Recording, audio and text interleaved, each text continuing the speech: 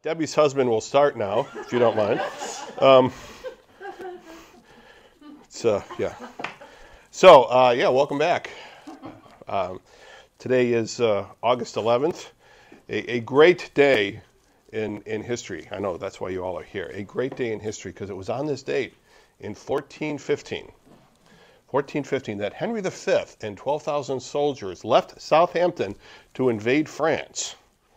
And then this is where they go, and if you've ever seen Shakespeare's play Henry V, this is the whole story. It ends up at the Battle of Agincourt. We few, we happy few, we band of brothers, and all of that kind of stuff. That all comes from the Shakespeare's version of the speech not before Agincourt, it's before Harfleurs, I believe is it.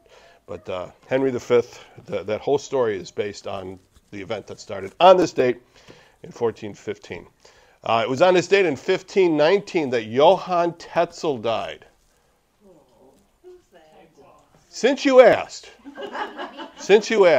Johann Tetzel was the guy who had the misfortune, from the Catholic Church's point of view, to wander into Wittenberg a few years earlier selling indulgences. Martin Luther didn't like that, thought he would take it to task, and next thing you know, we have the Reformation. So he died on this date in 1519. So he didn't last too long afterwards. He was like 2 years later. And in fact, Luther wrote him a letter after, because again, Luther considered himself part of the Catholic Church for another few years after. He doesn't split from the Catholic Church at that point in 1517. It isn't until basically they kick him out in 1521. But when he found out he was dying, Luther wrote him a letter and basically said, I forgive you. I don't have anything against you, kind of thing, because of course he got a lot of the blame for causing that trouble. But he died on this date in 1519. In 1527, the Zurich Town Council agreed to suppress the Anabaptists. Now, if you know me, you know I really like the Anabaptists. And it was in 1527. This would be the group led by Zwingli. These are also Protestants. Okay, and I also like to point out when Protestants do bad things. And we Protestants like to think that it was always the Catholics. Because, they got the Spanish Inquisitions. Well, the Protestants aren't all that innocent either. And in fact, one of the reasons why there's not a lot of writing of the Anabaptists for the first 10 or 15 years was because they didn't live long enough. Once you were discovered to be an Anabaptist, the other Protestants would have you killed, imprisoned, or something along that line. The Anabaptists are still around. We find them where? Does anybody know? Mennonites. The Mennonites, yes. There are some Anabaptist churches, but where it'll be, this is an Anabaptist church, but generally speaking, the largest group of Anabaptists you're going to find are in the Mennonite congregations. That's because, pardon me? Bruderhof too? Could be, I don't. The Mennonites, the first great, not really the first great, but the first really prolific Anabaptist, the first one who was able to live long enough to write a lot about what it meant to be an Anabaptist, was a guy named Menno Simons. So the people who followed Menno Simons were called Mennonites, and so that's where they became Mennonites. This may not mean much to most of you, but it was on this date in 1596 that Hamnet Shakespeare died. Hamnet Shakespeare. I know you think, wait, that's not how his name. No, that is the name Hamnet. This is William Shakespeare's son. Dies. And it is often pointed out that he bases the story Hamlet, or the name is a derivative of his son's name, who died. There's actually a book that came out a few years ago about that called Hamnet. Interesting story, but he died on this date in 1596. In 1872, Lowell Mason died. Does anybody know who Lowell Mason is? Any musicians in the room? If you know anything about music, or if you've ever studied American church hymnody or American church music, you would know who Lowell Mason is. He is oftentimes, or sometimes I should say, referred to as the father of American church music. He was a musician, lived from 1792 to 1872, born and raised in Massachusetts, moved to Savannah, etc. He was basically turned American, prior, as I understand, I am not a musician. I basically play the radio, and I've got Pandora down. I don't quite understand Spotify, so that's kind of my skill level. But as I understand it, prior to Lowell Mason, now he's a musician, he's a composer, arranger. Prior to Lowell Mason coming along, American church music had kind of all been basically homegrown. That the people would just kind of do with that, whatever instruments they had, if they used instruments at all, whatever kind of harmonies they could create. He was the one who sort of standardized the music format that was the basic for American church music for years and years and years and years. That is a single-page hymn with soprano, alto, tenor, bass line, and the soprano is the melody of the song. That was all Lowell Mason. I also grabbed our hymn book, and this is one that we had. This is a real hymn book. How do we know it's a real hymn book? Because it's a Baptist hymnal, okay? So going through some of the songs, there are 21 songs in this particular book that are credited to Lowell Mason. You may recognize some of them. Safely Through Another Week. Safely Through Another Week. Okay, we'll go to the next one. Hail Thou Long Expected Jesus. Christmas Carol, that's a Lowell Mason song. The Tune, he was very good at doing Charles Wesley, putting Charles Wesley songs. Which one here on this page is it?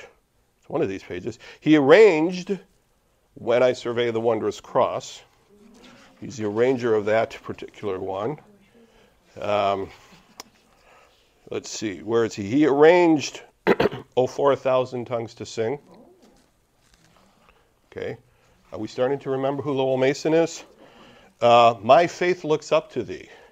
Thou Man of Calvary, Savior Divine. He wrote the music for that song. Let's see. Nearer, My God, to Thee. He wrote the music for that song. Okay.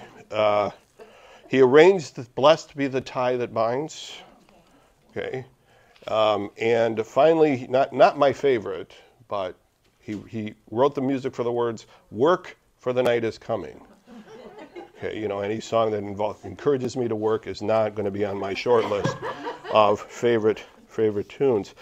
He did write the music for one other very famous song that I think everybody in this room knows. Anybody know what it is? Has to do with Mary? No. Mary Had a Little Lamb. So that was Lowell Mason. Attached the music for the song Mary Had a Little Lamb. You guys don't know how hard it is for me to know that and not spring it on Debbie before. I'm like, my head's exploding the whole way up here going, I want to tell her this one. But yeah. So that was it. Mary Had a Little Lamb. And then two other quick things. Some of you may find this important. It was on this date in 1919 that the Green Bay Packers were formed. The Green Bay Packers. They apparently play some sport. I forgot what. I don't know what it is. But they were founded by a pair called George Calhoun and Curly Lambeau. Those of you who know the Green Bay Packers. And they were named after their sponsor, which was the Indian Packing Company, which was a food packing company. They would put like Spam into cans and that kind of stuff, all that. And then it was 100 years ago today, 1924, that the first newsreel photos of presidential candidates were published. 100 years ago today. And the candidates that year were? Okay, it was Calvin Coolidge, John W. Davis, who, and that was in the Democratic convention for John W. Davis, took 103 ballots to go through. Now, most of us have never seen a convention where there was more, if you've ever actually seen a convention. There's never been a convention, in recent years, where there was its first ballot done, kind of thing. Didn't used to be that way. And so in the weeks past, where there was discussion of whether for the Democrats coming up there should be an open convention, one of the things that those who know political history are saying is like, no, we don't want another 1924, where there was 103 ballots. It's a very interesting book about it called The 103rd Ballot. And then Robert Lafayette, Fighting Bob Lafayette, ran as an independent, or as a progressive, and won the state of Wisconsin. So it's one of those rare occasions where an independent, a third-party candidate, has done well enough. I guess it's not really great, but well enough. All right, Book of Samuel. Okay, we're in 1 Samuel. Book of Samuel is in 2 parts. We introduced it last week, talking about it's in 2 parts because in the Greek it wouldn't fit on one scroll. So 1 Samuel and 2 Samuel. And last week I led off the lesson with it starts with a barren woman. Let me pass out the handouts here. You guys won't know where we are if I don't. Last week I said it starts with a barren woman, and one of the things that I wanted to make a point of last week that I failed to do was it's interesting that in the Old Testament, or in the Bible I should say, there are several times, 3 times in particular, where a major storyline, major narrative event starts with a barren woman. Of course, there's Abraham, I guess it's Abram and Sarai, starts with a barren woman, and God intervenes. There's Hannah and Elkanah that we talked about last week. And then in the New Testament, there's Elizabeth and Zacharias with the birth of John the Baptist, where you have 3 women who should not be able to have children. Part of God's plan was to ensure that these women all had children. I think there's an interesting study there. There's other, we were kind of going on talking about other. Obviously, there's Mary, not the Mary had a little lamb, the Mary from the New Testament Mary. There's Rebecca and a couple of others. But just interesting how sometimes the story starts. And again, we started with this woman, Hannah, who goes to we have the very pious, very spiritual, very faithful, yet somewhat clueless husband, Elkanah, whose way of comforting her in her distress about not having a child was to say, am I not worth 10 sons to you? Which, in fact, he was not. And I know that line doesn't work because I've tried it on Debbie, and it does not work. But I said, what if I promise never to keep one of my Sunday morning surprises from you? She wouldn't believe me, but that's be that as it may. So again, we're talking about it starts with a barren woman. So Samuel or Hannah goes to the high priest, Eli. We're going to talk about Eli a little bit today. And she prays. Eli, she's standing there and praying. Eli looks at her, sees her lips moving but doesn't hear anything, thinks she's drunk, which is an interesting conclusion to leap to.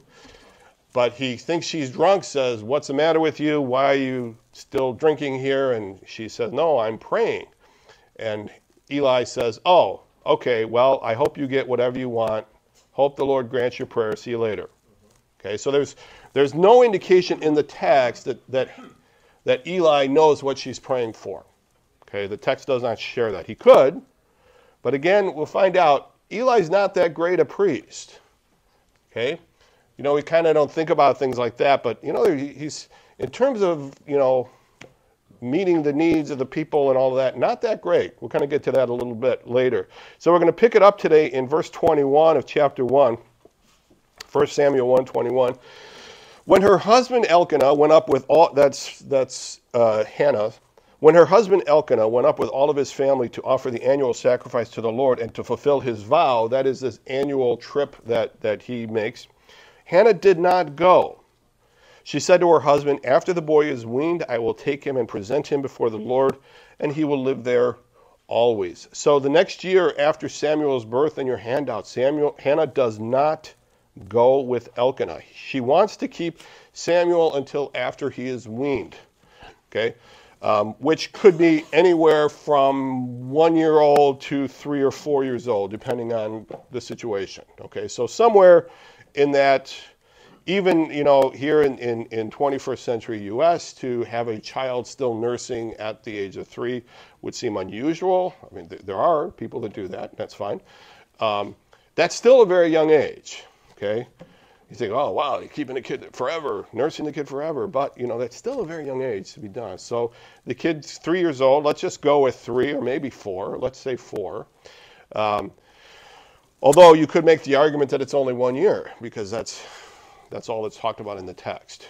Okay, it just says she didn't go up to 1 year because I want to wean the child. But let's say 3 years. Let's give him that. She said to her husband, after the boy is weaned, I will take him and present him before the Lord, and he will live there always. Hannah's giving, and this is one of the reasons, Hannah's giving up of Samuel is permanent. Okay, and this is what I mentioned this last week, that when Hannah makes a vow, she keeps it. Okay, it isn't a situation of where he says, oh well, now that I see him, I want to keep him. Yeah, I heard a story today. This is an internet joke, so be warned. That there's a guy he's got a job interview, a very important job interview. He's got to get a very important, and so he pulls into the parking lot to find a parking space, and he's going up and down the park, and he's looking at his watch, and if you've ever been there, you got to be there, and you look driving up and down, and it's going to look bad if I'm late, and he can't find a parking place, not a parking place in the spot. Not a parking place to find. And so he starts praying. He says, Lord, look, show me a parking place. Show me a parking place. I'll do whatever you want me to do, Lord. I'll give up smoking. I'll give up drinking. I'll give up chasing women.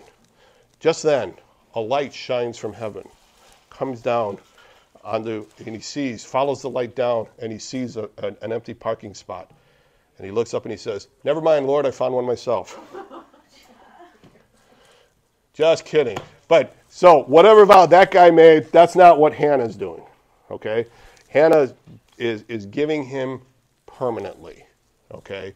So again, if you're one of those people, we never were, as far as being unwilling to give up your child as a young, when a young parent. We were like, I think we walked out of the hospital looking for someone to babysit. Checking with the nurses on the way out. Hey, are you busy? We're going to go out. Okay, maybe it wasn't quite that bad, but if you've seen stories, you've heard about people. Okay, you don't have to admit whether it's you, but you know about people who are like, oh, they don't want it, and they're calling the babysitter every 10 minutes or something like that. She's like, there's no internet, there's no mail system, there's nothing. She's giving up her kid permanently. And keep in mind, Eli doesn't know what's going on here. Eli doesn't know what's coming. This is the way I look at it. Eli doesn't know what's coming. So she said to her husband after the boy is weaned, I will take him and present him before the Lord, and he will live there always. Elkanah's response is, do what seems best to you. And it's interesting that for all of his faults, Elkanah trusts his wife. Okay? Elkanah trusts his wife. And because this is Elkanah's son too. We kind of forget that point. This is Elkanah's son too. This is Elkanah's first son of his favorite wife. Remember, think Joseph. But he says, do what seems best to you. Now, there's an interesting point coming up here. It says, stay here until you have weaned him. Only may the Lord make good his word. Okay, only make the Lord make good his word. Now, this is why last week we spent all that time talking about the Masoretic text and the Syriac and all of that kind of stuff. Because if you look if you have an NIV, there's a text note there for 23. It says that's the Masoretic text, but in the Dead Sea Scrolls, the Septuagint and the Syriac, 3 of the 4 main sources use the word your word, not his word. Okay, so that means what? So I think only make the Lord make good your word, kind of like good that you're keeping the vow. Okay, may the Lord bless how you're keeping your vow, the vow we made. It's her; he's in on it too, right? It's his child too. But just an interesting, different ways. I think, well, maybe the your word is the better translate. I mean, I like that. To me, it's easier to say. But so the woman stayed home and nursed her son until she had weaned him. After he was weaned, she took the boy with her, young as he was. So again, even if he had been kept until he was 4 years old, he's still 4 years old. How many of you would be willing to just unload your 4-year-old on some Eli, a not very good priest? Or just go to, here, I'm going to just go give him to the priesthood. Here.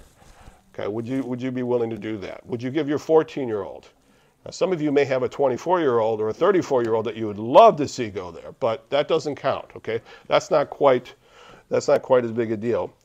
But here, so after he was weaned, she took the boy with her, young as he was, along with a 3-year-old bull, an ephah of flour, and a skin of wine, and brought him to the house of the Lord at Shiloh. Now, there's some getting back into the text discussions. There is some discussion as far as what exactly the offering was, whether it was 1 bull, 3 bulls, kind of a different view.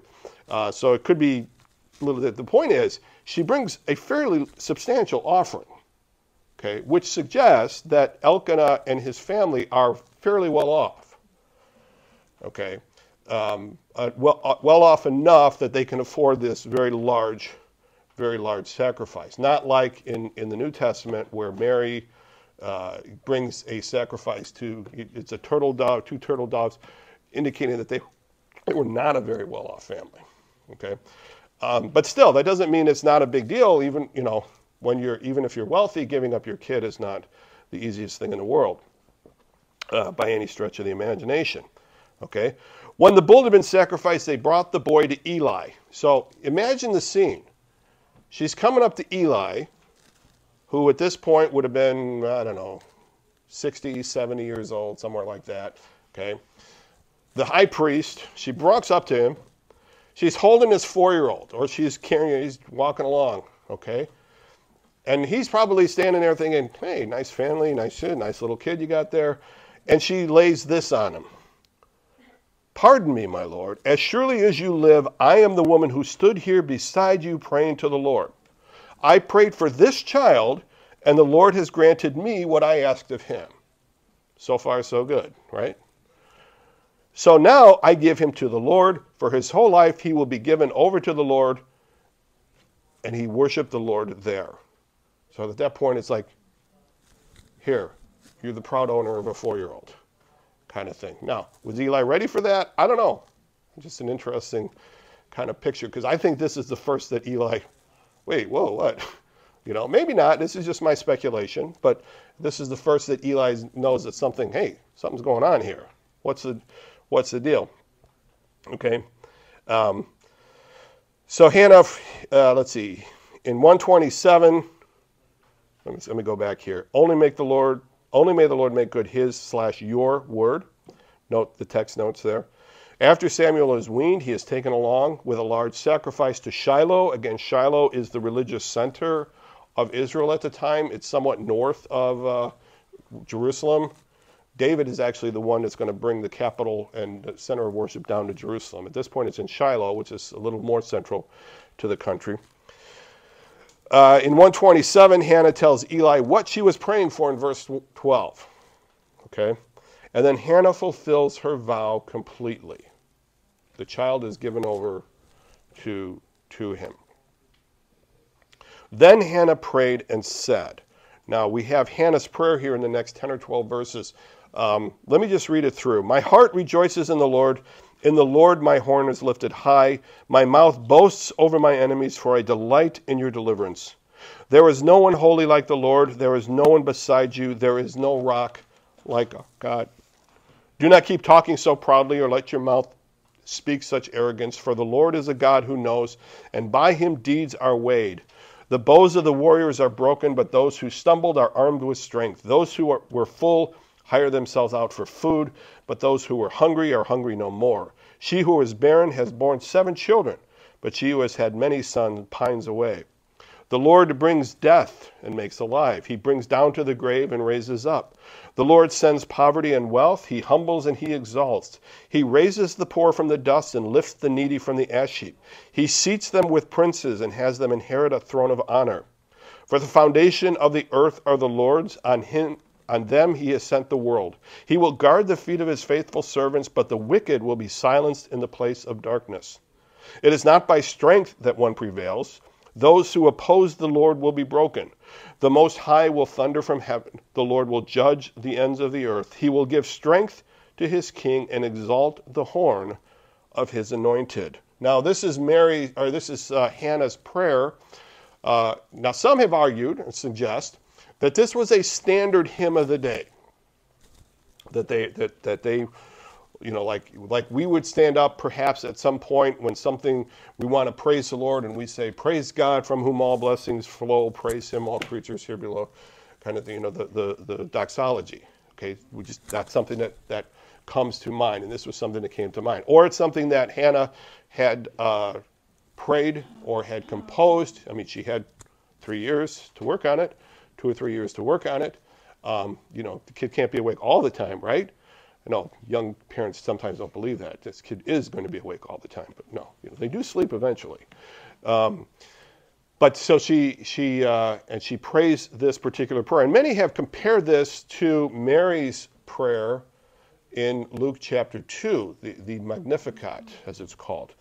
Hannah's prayer in verses 1 through 10 is often compared with the Magnificat in Luke 24. Hannah's prayer, some believe, is a standalone hymn of the day. But the interesting thing, and I'm not going to go through, it's kind of an interesting hymn, it's an interesting prayer, which she compares and contrasts how the Lord works, what the Lord is capable of, and how to be thankful to the Lord. But it's interesting that her delight in this prayer is in the Lord. As she got what she wanted, the Lord gave her what she wanted, a son. And now she's giving the son, literally giving the son back to the Lord. We talk sometimes about, I'm giving my children to the Lord. See, Hannah gave her son to the Lord. Okay, Hannah's like, here, and turned around and walked away. Okay. But be that as it may, the interesting thing is her delight in this prayer is in the Lord, not in herself or in her son. Okay, this is the Lord has done this, giving the credit to the Lord for all that's going on here. Now the last passage there, he will give strength to his king and exalt the horn of his anointed. One of the reasons why people think that this is a standalone is because of this couplet here. Because at this point, there's no king. So who's he talking about? Okay. But if it was a standard, just meaning ruler, because it fit the poetical structure of it. But some have looked at that from the New Testament era and said it's clearly something prophetic, that there will be a king at some point. Okay. And if there is, the strength is going to come from the Lord. Okay, that the Lord is going to be the strength of that particular king. It says, then Elkanah went home to Ramah, but the boy ministered before the Lord under Eli the priest. Now we'll find out later that Eli, or that Ramah is, that Samuel considers Ramah his hometown. And later when he's grown and he gets into his own, takes on the ministry himself or becomes the high priest, that he centers his ministry in his hometown. So it could be that he went back later and moved back home as an older man.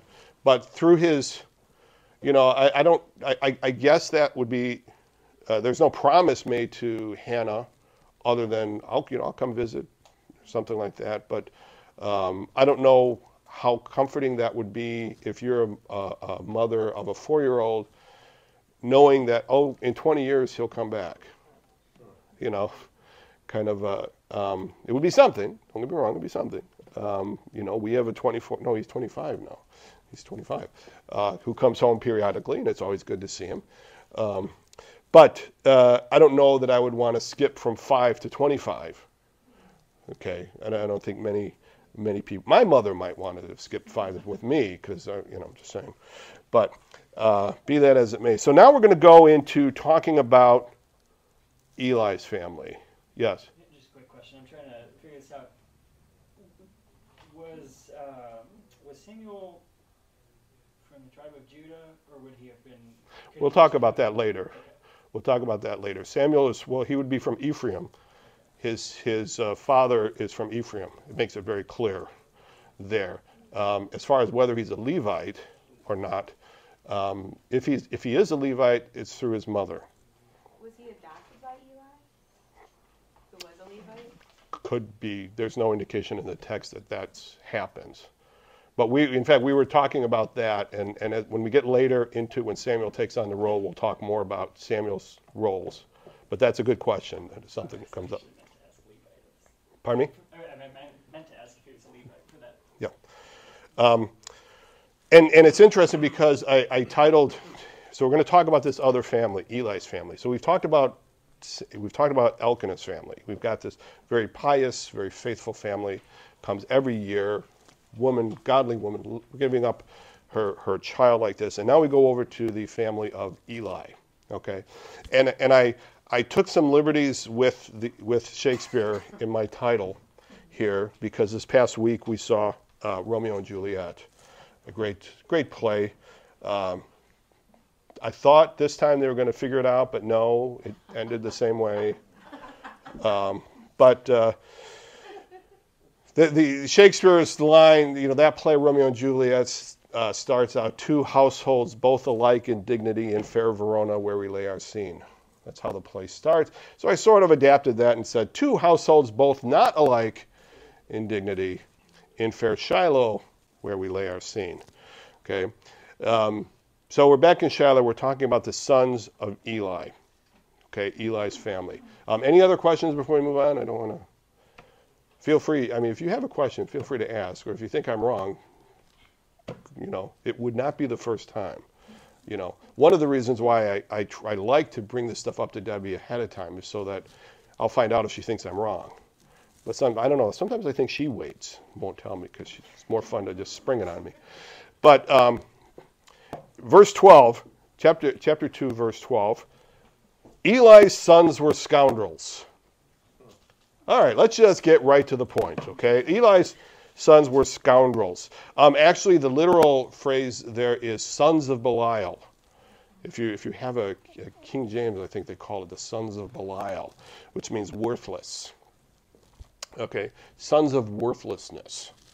Okay, Eli's sons were scoundrels, and they had no regard for the Lord. Okay, no regard for the Lord. Now, the literal phrase there, the literal Hebrew means they did not know the Lord. Now, that has a different, we have a different connotation when we say, oh, do you know the Lord in 2024? Not exactly the same connotation that it would have had, but clearly these guys were not cut out to be in the ministry, okay? One of these days you may have the pleasure of meeting somebody in ministry who is just not cut out for the ministry. It's a fun experience, but be that as it may. So we've laid out, we know, okay, so whatever Eli is, okay, we know one, he's not good on perceiving what's going on, and this is just kind of doubling down on that, okay? Now in verse 13, now it was the practice of the priests, this is the priests at Shiloh, that whenever any of the people offered a sacrifice, the priest's servant would come with a 3-pronged fork in his hand while the meat was being boiled and would plunge the fork into the pan or kettle or cauldron or pot. Whatever the fork brought up, the priest would take for himself. That is how they treated all the Israelites who came to Shiloh. Priests got to eat, right? So they figured they would bring, apparently this practice is not mentioned anywhere else. Okay, this is the only place we hear about this particular practice. So you can draw your own conclusion. The priest had to come up with some way of getting food, right? But here it was, so you can get the people would put the food, or they'd cut the pieces up and they would put it in a big pot and start boiling it. And the priest's servant would come along with a great big fork and go, go fishing and come out with whatever they came out with. That's what they would eat. Okay? And I suppose it's as good a way as any. All right? But even before the priest would burn, the priest's servant would come and say to the person who was sacrificing, now we're talking about Eli's sons, give the priest some meat to roast. He won't accept boiled meat from you, but only raw. Okay? The priests now, these guys, Hophni and Phinehas, that's their name, they're picky. They're picky eaters. Okay? Anybody have a child that's a picky eater? Now, maybe if your child is a very picky eater, you'd be willing to give him up at 5 and have him come back at 24 after he's finished. When I was a scoutmaster, we would have every once in a while, not every once in a while, pretty regular, we would get a kid who was like a super picky eater and wouldn't eat whatever. And I figured out real quick that nobody ever starved to death from not eating on a camp out. So if a kid wanted to come on a camp out and go, I'm not eating that, I'm like, okay. The first time it happened, I'd have the conversation in the parking lot. I'd say, Rebecca, listen, Ian's a great kid, but he's just not eating on campouts. So if you want him to eat, send something along with him that he's going to eat. Because it is not my job to get your kid to eat. Okay? But be that as it may. I'm sorry, just sidetrack, picky eaters. So they're picky eaters here. And then if the person said to them, let the fat be burned first, right? Now that makes sense, right? Wouldn't you want to get like all the fat off the meat? That makes sense first, but no. No, hand it over. The servant would answer, no, hand it over now. If you don't, I'll take it by force. Now, how many of you would like to go, have an offering taken like that? Okay, give us what we want, or we'll take it by force. Okay, kind of thing. So again, these guys are scoundrels. All right. I'll take it by force. This sin of the young men was very great in the Lord's sight, for they were treating the Lord's offering with contempt. Okay. Let me go back here, making sure. Her delight was in the Lord. 210b were probably seen as being messianic. At that time, there was no king. The sons of Eli were referred to Belial, sons of Belial, also known as worthless.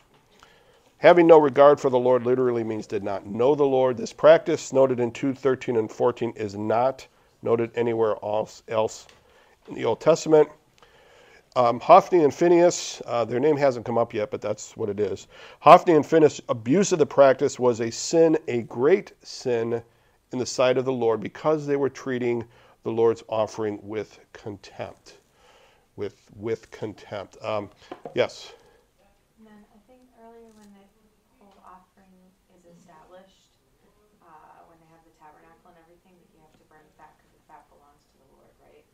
Yes. So they burned it to give the fat to the Lord, and then they boiled it?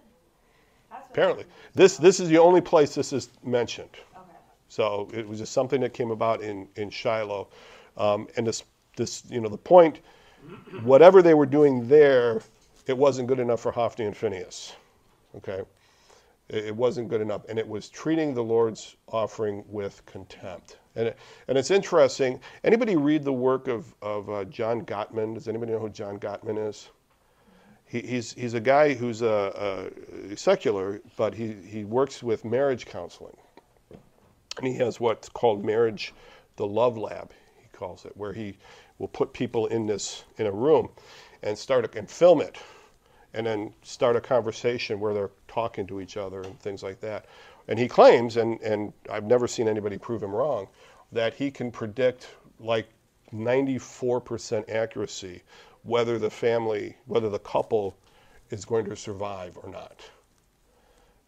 And the key determinant, he says, the number one determinant, the absolute determinant of whether a marriage is going to succeed or fail, is if one of the participants, one of the partners, treats the other one with contempt. He says if they use contempt, that's it. You're done. Because by the time you get to contempt, you've gone past treating them as a human, as a person, someone you love. It's just contempt. And the number one key indicator of a conversation where somebody is treating the other person with contempt, does anybody know what it is? It's something people do. Does anybody know? Debbie knows this one. Yes? Roll your eyes? Rolling your eyes. Wow. Rolling your eyes. It's the number one. Now, that is not to say that every time somebody rolls their eyes, it's with contempt. But it is a clear indicator that somebody is treating somebody else with contempt. Okay? And you can just think about it. You're having a conversation with somebody, and you want him or her to do something, and they're looking like, are they taking you seriously? Are you going to get what you want? Are you going to, no. And it just treating something with contempt just is treating it as bad as you can. And this is how Hophni and Phinehas were treating the Lord's offering. Okay, and if you think about it, this is somebody, this would be somebody praying. How could we do it? Somebody, let's say we are in a church service. We're in a church service and we have an invitation. You all remember invitations, come forward and all that. And somebody walks down the aisle to confess their sin and is clearly, broken up about it. And they're sobbing because the conviction has struck them. And somebody else in the church decides to laugh at them. Just thinks it's hysterical. Clyde's going forward. Can you believe it? Okay. What would you look at that person and say, wow, that's a godly person? That's ministerial material right there. Would you say that? See, that's holding it in contempt. And that's what Hophni and Phinehas are doing. Because what is the sacrifice? This is people coming to the Lord, offering something to cover their sin, to establish their relationship, to maintain their relationship with God. And to them, they just look at it as a fast food menu. Okay? So it's treating it with contempt.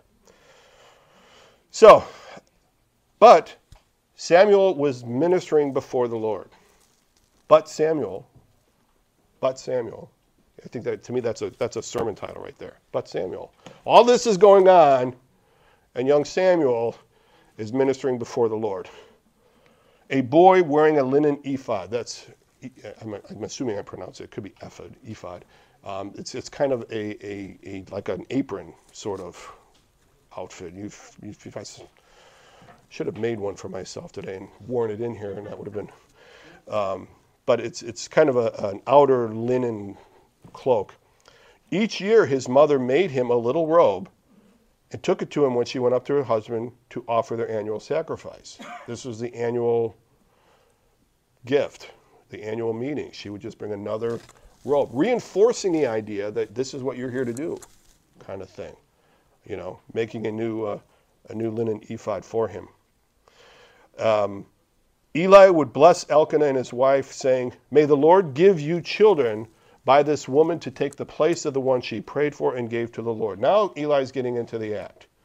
Okay, so you think about it. Here's the contrast. Here we've got Hophni and Phinehas are just screwing up the temple worship dynamic terribly over here, and then you've got Elkanah and his family faithfully bringing the service in, or faithfully bringing their offering every year. Eli would bless Elkanah and his wife, saying, "May the Lord give you children by this woman to take the place of the one she prayed for and gave to the Lord." Then they would go home, and the Lord was gracious to Hannah. She gave birth to 3 sons and 2 daughters. Okay, so ultimately she had 6 kids. Okay, so those of you guys who get nuts on numerology, knock yourself out with that one. I don't know. But be that as it may. So, but Samuel grew up in the presence of the Lord. Samuel grew up in the presence of the Lord. Now that Hebrew construction is the same Hebrew construction used in Exodus 34 when Moses is on the mountain in the presence of the Lord and comes down and his face is glowing. It's the same construction, same description of like Moses was in the presence of the Lord there, Samuel is in the presence of the Lord here. So I think one lesson here is, God's work is going to be done. There's somebody doing God's work in the middle there, and it was Samuel. It was this little kid was the future of not Hophni and Phinehas. Now, verse 22. Now we're back to talk about Eli. Now Eli, who was very old, heard about everything his sons were doing to all Israel. Okay? You see, it's the things he was doing to all Israel. Okay, it's like this is some serious stuff, right? And so Eli's going to hammer down here, right? And now we're going to add a few details. And how they slept with the women who served at the entrance to the tent of meeting. Okay, so we can add fornication or adultery or whatever you want to call it here to these two guys. So he said to them, "Why do you do such things? I hear from all the people about those wicked deeds of yours. No, my sons, the report I hear spreading among the Lord's people is not good. If one person sins against another, God may mediate for the offender. But if anyone sins against the Lord, who will intercede for them?" Okay. His sons, however, did not listen to their father's rebuke. I'm guessing they were rolling their eyes at this point. Okay. Did not listen to their father's rebuke, for, and this is an interesting phrase, it was the Lord's will to put them to death. They had already crossed the line. They were already tried and convicted. It was just a question of time as far as when this was going to take place. Okay. Let's see. H&P's abuse was a sin, a great sin, because they were treating the Lord's offering with contempt. Eli's rebuke in verses 22 and following is neither convincing nor effective. Okay? I mean, this is a conversation that Eli should have had starting when they were probably 4 years old, working in the, as far as how they dealt with things. Okay, so again, he trained them up as a priest, and yet this is where they were going. Okay. In verse 27, it says, "Now a man of God came to Eli." Now this is the first of several prophets that show up through the book of Samuel. Verse 26. Oh, I'm sorry. Verse 26, yes. "And meanwhile, Samuel continued to grow in stature and favor with the Lord and with the people." Does that phrase sound familiar? It's very similar to what was said about Jesus after he left the temple. Jesus continued to grow in stature and in favor with God and man. There's a text there, compare Luke 2:52. So we've got Eli helplessly dealing with his ne'er-do-well sons. We've got Samuel clearly doing the work of the Lord here. All right. And now a man of God in verse 27 comes to Eli and said to him. Now this is the first example we have of a prophet in Samuel. Okay. There's a couple prophets that show up. There's Zadok, there's Gad, there's Nathan. This one is unnamed. We don't know who it is. But the man of God came to Eli and said to him. Now this is a really interesting, I don't know if curse is the right word, kind of thing. It I'll read it. I don't know if any of you has really read this and paid attention to what's being said here. "This is what the Lord says." Interesting that a prophet has to come to the high priest and say, "This is what the Lord says." Say this. Why do I say that he's not a great priest? Well, because somebody has to come here and say, "Hey, by the way, this is what God says about what your kids are doing. Did I not clearly reveal myself to your ancestors' family?" This is Levi. "When they were in Egypt under Pharaoh, I chose your ancestor out of all the tribes of Israel to be my priest, to go up to my altar, to burn incense, and to wear an ephod in my presence. I also gave your ancestors' family all the food offerings presented by the Israelites. Why do you scorn my sacrifice and offering that I prescribed for my dwelling? Why do you honor your sons more than me?" Interesting. Why do you honor your sons more than me? Did Hannah honor her son more than the Lord? It's the tale of the two families here. Okay, why do you honor your two sons? Here, you've got a kid in front of you that a woman gave up, and your sons, you're not even going to rein in. "Why do you honor your sons more than me by fattening yourselves?" Okay, that's the second person plural, including Eli. And we're going to find out later that Eli is a fairly heavy guy. Okay, now why do you suppose he's so big? Okay, it isn't from working out. Okay. "By fattening yourselves on the choice parts of every offering made by my people Israel. Therefore, the Lord, the God of Israel, declares, I promise that members of your family would minister before me forever." Again, this is Levi's family. But now the Lord declares, far be it from me, those who honor me I will honor. So just neither convincing. It was the Lord's will to put to death, make an example of them. Meanwhile, Samuel continued to grow in stature and favor with the Lord and with the people. Eli is visited by a man of God, the first of a series of prophets in this book. Eli is reminded that his ancestral family was set aside for a special purpose. Eli is also reminded that his immediate family has failed, and the Lord declares, those who honor me I will honor. But those who despise me will be disdained. The time is coming when I will cut forth your strength of your priestly house. Okay, this is Eli's house. So Eli's descendants, not Levi's, Eli's descendants. Okay. Strength of your priestly house, so that no one in it will reach old age. Now that's kind of an interesting curse. It's not like I'm going to just wipe your family out. It's like none of your family will reach old age. Okay? And you will see distress in my dwelling. Okay? And we're going to see this. This is going to, in chapters 4 through 6, when we talk about the ark narrative, when the ark is captured. Okay? Although good will be done to Israel, no one in your family line will ever reach old age.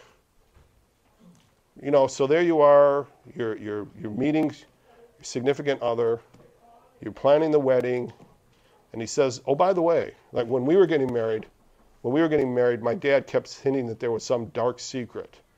Kept hinting all the way up until the point we got married that there's some dark family secret. Now imagine if that dark family secret that my dad, who passed away at 78, is, by the way, our family is cursed that no one will live past old age, or no one will make it to old age.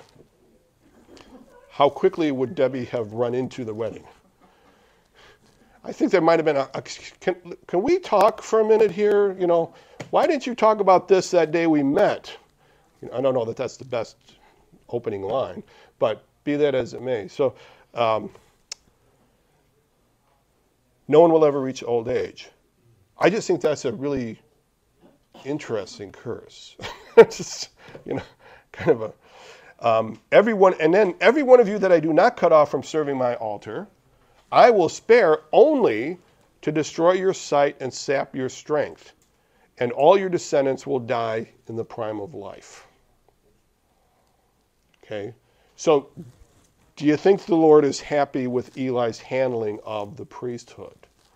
I'm going to go with a no here, okay? And what happens to your two sons, Hophni and Phinehas, will be assigned to you.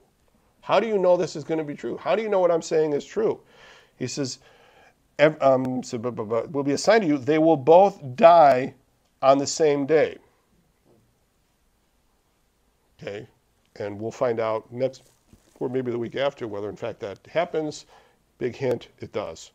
Okay. I will raise up for myself a faithful priest who will do according to what is in my heart and mind. I will firmly establish his priestly house, and they will minister before my anointed one only. Always. Then everyone left in your family line will come and bow down before him for a piece of silver and a loaf of bread and plead, appoint me to some priestly office so that I can have food to eat. Now, here's the thing. He's probably not talking about Samuel here. Okay? He said, I will raise up a faithful priest. You can go with Samuel, except for the fact that Samuel's kids aren't that good either. Okay? One of the reasons why they want a king in chapters 8, 9, and 10 is because Samuel's kids are not cutting it. Okay? It's probably talking about Zadok, Z-A-D-O-K, the priest. Because after this point, every priest that you talk about, or high priest that you talk about, is a descendant of Zadok, not Eli, kind of thing. But be that as it may, his point is, Eli, your family is out of here. You're being replaced, okay, by someone who's going to do what you were supposed to do, okay. Although good will be done to Israel, like is good being done in the temple at that moment? Well, yeah, to a certain extent. Samuel's there. Okay. He's kind of fighting upstream. Okay. Although good will be done to Israel, no one in Eli's family will see it. The sign that this all is true is that Hophni and Phinehas will die on the same day, and the Lord promises to raise a faithful priest who is almost certainly not Samuel. And that's because of, maybe he's thinking it's Samuel, but because Samuel's line doesn't extend. So it's like Zadok is the priest that the line extends. All right. We go back to the family of Samuel, or we'll go back to Samuel next, where we get Samuel's specific call, another one of the stories. If you know a story about Samuel, you know this story. Okay, and we'll talk about that next week. Any questions? You're going to go out of here rolling your eyes. God, I can't believe it. Yes, Dave. You can roll your eyes at any question Dave asks. No, I'm just kidding. Just your thoughts on, you have the two families, Mm-hmm. and Samuel left his God-fearing family of 4 and went under the supervision of the bad family, Eli's family, but yet he stayed close to the Lord and worshipped him and followed him. Yes. I know God. How? If Eli was so bad at parenting, how in the world did Samuel turn out so good? I'm assuming there were other priests there that saw the light, or, he goes, in chapter 3, the Lord goes around Eli and starts talking directly to Samuel at a very young age. And perhaps something about that. I don't know. That's an excellent question. I don't know. That's not answered for us. Okay. Or the opposite question, how did his own kids turn out so rotten? That's another good question. Yeah. It's really not very kind, it's a really bad, lot of shade cast on PKs and MKs. Well, yeah. Well, of course, again, going back to one of the observations about the book of Samuel is that almost all of the women who are presented in the book of Samuel are amazing. They're God-fearing, they're wonderful, they're honorable. Almost all of the men are not. Okay? And I mean all. The best, name one that doesn't have something. Name something bad about any of the men and it doesn't take long. Okay, say something bad about Hannah. Can't do it. But we'll get to that because that's part of the issue in chapter 8 where he said they want a king. Because Samuel is that's Samuel's rebuke. Like, wait a minute, because Samuel is an amazing guy.